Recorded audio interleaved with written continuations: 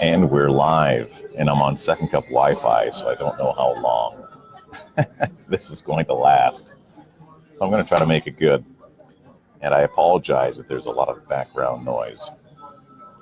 But I really wanted to talk to you about taking a negative and turning it into a positive. And I guess one of the ways this could be highlighted most recently and publicly would be with the Ottawa Sens. Now, I don't know the players. I don't even follow hockey all that much, at least not this year. Carlson departed, and so did my interest in what was going on with the Ottawa Sens.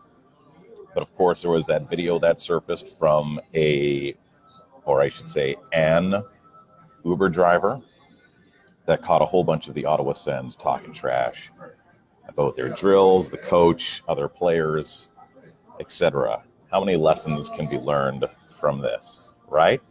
So, Stuntman Stu, radio personality in Ottawa, former co-worker of mine, had made a post, and a lot of people saying how disgusting it was that the Uber driver put all this information publicly, yada, yada, yada. And immediately I went on that thread, and I was like, wow, I think this is a really great opportunity for this team to become closer, right? Because there's always a healthy amount of confrontation within any organization, relationship, etc. So some of the lessons that can be learned, you never know who could be listening, right? You never know.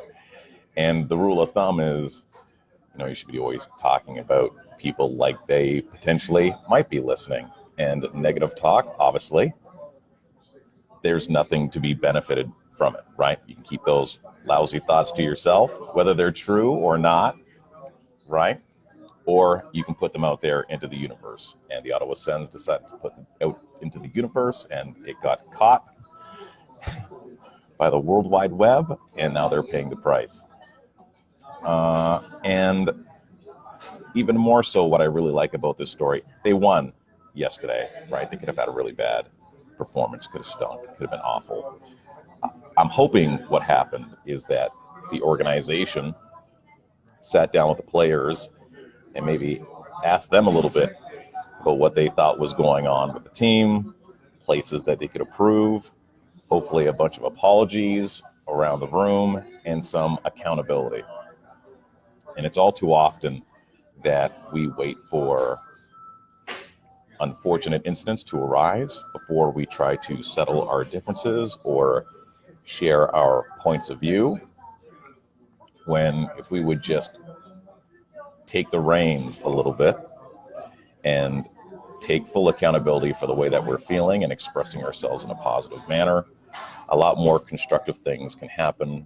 A lot less embarrassment can sometimes become of it.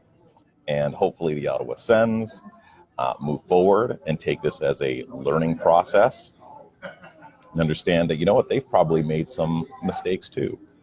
I know that a lot of people aren't happy with ownership here.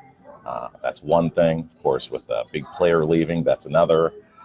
Maybe the players, really do need to sit down and have a conversation with the coach and maybe talk about something that they think would be a little bit better in regards to their playing style, or pointing out where other people can improve opposed to just tearing them down. Anyways, those are just a couple of thoughts that are totally off the top of my head.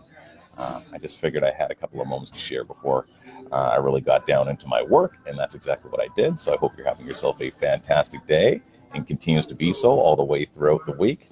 Take care, be well, love simply because you can. Bye-bye.